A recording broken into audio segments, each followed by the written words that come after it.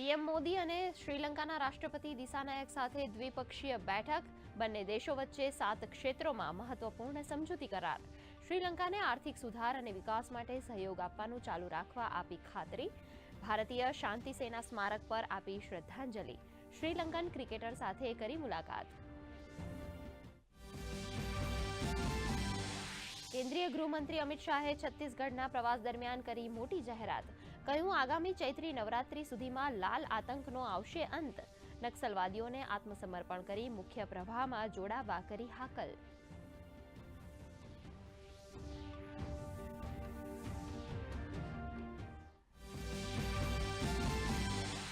નક્સલવાદને નાબૂદ કરવાની દિશામાં વધુ એક સફળ પગલું.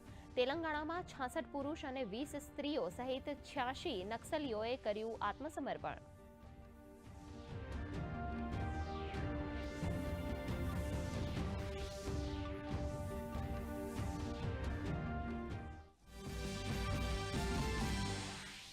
દરિયાઈ સરહદમાં વધી ભારતની તાકાત. સંરક્ષણ મંત્રી રાજનાથસિંહે હિન્દ મહાસાગર જહાજ સાગરને બતાવી લીલી ઝંડી.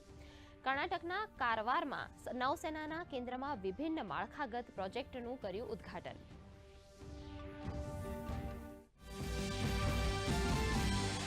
ચાંગોદર ખાતે દેશના સૌપ્રથમ ગિયર્ડ ઇલેક્ટ્રિક મોટર બાઇક પ્લાન્ટનો આજથી શુભારંભ. મુખ્યમંત્રી ભૂપેન્દ્ર પટેલે કહ્યું, ગ્રીન એનર્જી ક્ષેત્રે ગુજરાતને દેશનું હબ બનાવવા માટે રાજ્ય સરકાર કટિબદ્ધ.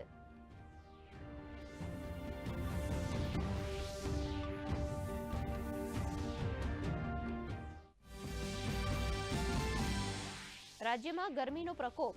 43.2 ડિગ્રી સાથે રાજકોટ રાજ્યનું સૌથી ગરમ શહેર. અમદાવાદ, ગાંધીનગર 42 ડિગ્રી ગરમીથી શેકાયા. તો આવતીકાલથી 3 દિવસ માટે સૌરાષ્ટ્ર, કચ્છ અને ઉત્તર ગુજરાતના 9 જિલ્લાઓમાં હીટવેવની આગાહી.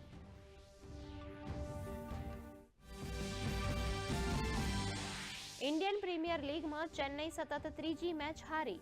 દિલ્હીએ ચેપોક મેદાન પર 25 રનથી આપી મહાત. KL રાહુલના 71 run. તો પંજાબ કિંગ્સ સામે રાજસ્થાન રોયલ્સની મજબૂત શરૂઆત.